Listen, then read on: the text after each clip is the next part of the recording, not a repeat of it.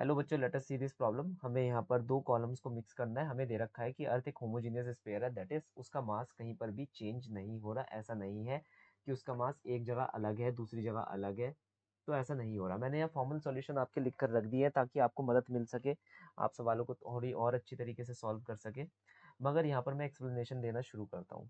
पहली बात है, उसने एक्सेलरेशन ड्यू टू ग्रेविटी के बारे में पूछा है, तो मैं एक्सेलरेशन ड्यू टू ग्रेविटी को ऐसे लिख सकता हूँ, that is my key concept G minus R omega square cos square lambda. उसने हमें कहा है कि याद रखना कि वो स्पिन कर रही है, तो मैंने स्पिन को यहाँ पर ध्यान में लिया है। ठीक है, लैम्डा क्या है, हमारी लैटिट्यूड है। इसके हिसाब से मैं ये कह सकता हूँ कि जो मेरी एक्सेलरेशन ड्यू टू ग्रेविटी है वो according to the latitude change कर रही है। कहने का मतलब है इक्वेटर पर अलग होगी, पोल्स पर अलग होगी। इक्वेटर पर मिनिमम होगी, पोल्स पर मैक्सिमम होगी। हम ये बात कर सकते हैं। तो इसका मतलब है हम यहाँ से यहाँ जाए वो बढ़ता रहेगा, यहाँ से यहाँ जाए बढ़ता रहेगा। तो कहने का मतलब है पॉइंट टू पॉइंट वो चेंज कर रहा है। तो ये बात बिल्कुल सही है। दूसरी बात क्या है, does not depend upon the direction of projection. वो डायरेक्शन ऑफ प्रोजेक्शन से एक्चुअली उसका कोई रिलेशन ही नहीं है। उसका रिलेशन तो पॉइंट टू पॉइंट पर है ना, उसका रिलेशन तो लैटिट्यूड से है, उसका रिलेशन तो एंगुलर वेलोसिटी से है। यहाँ पर क्या मतलब एंगल थीटा से कोई रिलेशन मैंने आपको बताया डायरेक्शन ऑफ प्रोजेक्शन। कहने का मतलब है, मान लो तुमने किसी बॉल को एट एन एंगल थीटा फेंक दिया, तो मान लो तुमने स्पेसिफिकली उसको इस डायरेक्शन में फेंका है, तो इससे कोई रिलेशन निकल कर आ रहा है जी का? नहीं, मेरे हिसाब से तो नहीं आ रहा। तो ये पॉइंट भी बिल्कुल ठीक है। रिमेन कांस्टेंट बिल्कुल गलत है। Depend upon the direction of projection बिल्कुल गलत है। ठीक है, तो पहला आंसर क्या है, ए और बी का, तो मैंने यहाँ लिख कर रख दिया है। दूसरे पर आता हूँ, orbital angular momentum of a earth as seen from the distant star. अगर मान लो तुम्हारे पास एक डिस्टेंट स्टार है, कौन सा है सबसे पास वाले, कौन सा है, सन है ना, सन है। ठीक है, इससे अगर मैं एंगुलर मोमेंटम देखता हूँ तो एंगुलर मोमेंटम की वैल्यू क्या आती है, एम आर क्रॉस वी, और वो कांस्टेंट रहती है, चाहे वो अर्थ यहाँ हो, अर्थ यहाँ हो, यहाँ हो, यहाँ हो, पेरिजी पर हो या अपोजी पर हो, कहीं पर भी हो कांस्टेंट रहती है। तो इसके लिए ये पॉइंट बिल्कुल सही है। ठीक है, दैट इट रिमेन्स कांस्टेंट। ठीक है, मे change from point two point, ये गलत है।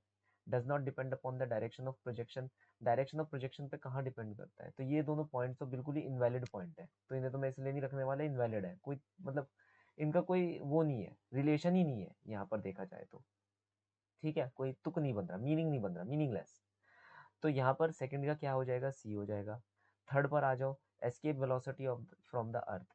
देखो, एस्केप वेलोसिटी के बारे में एक बात हम करते हैं कि मान लो अर्थ से मैंने एट एन एंगल थीटा पर किसी एक ऑब्जेक्ट को वी वेलोसिटी से फेंका, सच दैट वो इन्फिनिटी पर पहुंच गया। इन्फिनिटी पर पहुंचने के बाद उसकी वेलोसिटी हो गई जीरो।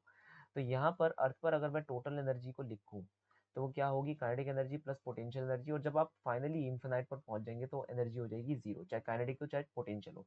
पोटेंशियल इसलिए नहीं होगी, कोई इंटरेक्शन नहीं हो रहा। काइनेटिक इसलिए नहीं होगी क्योंकि हमने इतनी वेलोसिटी नहीं दी थी, सच दैट इस पॉइंट पर जाकर उसकी कोई वेलोसिटी हो। तो यहाँ पर अगर मैं एस्केप वेलोसिटी निकालता हूँ तो वो कितनी आ जाएगी, एम से एम काट देना यहाँ पर, two times of G M upon में आर अंडर रूट, इतनी आ जाएगी, है ना। और ये आर क्या है, आर रेडियस ऑफ अर्थ, क्योंकि आप अर्थ के ऊपर है। रेडियस ऑफ अर्थ से मल्टीप्लाई रेडियस ऑफ अर्थ से डिवाइड करूंगा तो आंसर आएगा under root two G R. ठीक है, तो मतलब ये जो एस्केप वेलोसिटी है ये जी से डिपेंड कर रही है। अगर ये जी से डिपेंड कर रही है तो पॉइंट टू पॉइंट मतलब कहीं ना हर हर अलग जगह पर इसकी वैल्यू अलग अलग होगी, तो पॉइंट टू पॉइंट ये चेंज होती रहेगी। लेकिन इसकी डिपेंडेंसी मुझे डायरेक्शन पर तो दिखाई नहीं दी भाई, मैं कहीं पर भी फेंक सकता हूँ ऐसे ऐसे। मतलब मान लो तुम एक ही जगह पर हो, तुम डायरेक्शन एक ही जगह पर हो और अलग अलग डायरेक्शन में फेंकने की कोशिश करना, अलग अलग डायरेक्शन में। ठीक है, तो भी कोई फर्क नहीं पड़ने वाला। यहाँ पर एंगल की डिपेंडेंसी तो आ ही नहीं रही है, थीटा एंगल की डिपेंडेंसी। तो मैं ये कह सकता हूँ बेसिकली कि डायरेक्शन ऑफ प्रोजेक्शन पर ये डिपेंड नहीं करता। ठीक है, बी पॉइंट भी बिल्कुल ठीक है, रिमेन कांस्टेंट गलत है, depend upon the direction of projection गलत है। तो तीसरा ए और बी हो गया। चौथा, gravitational potential due to earth at a particular point. Gravitational potential of earth due to a particular at a particular point remains constant.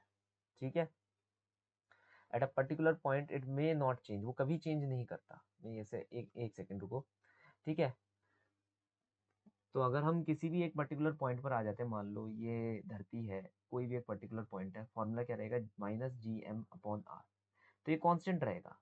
देख रहे हो, हर चीज फिक्स है, ये भी फिक्स है, ये भी फिक्स है, ये भी फिक्स है, हर एक चीज यहाँ पर फिक्स है। तो इट रिमेन्स कांस्टेंट, तो इसका क्या होगा, फोर्थ का C. Hence fourth I can say that for one it is a and b, for second it is c, for third it is a and b, and for the fourth it is c respectively. Hope you understood well. Best of luck.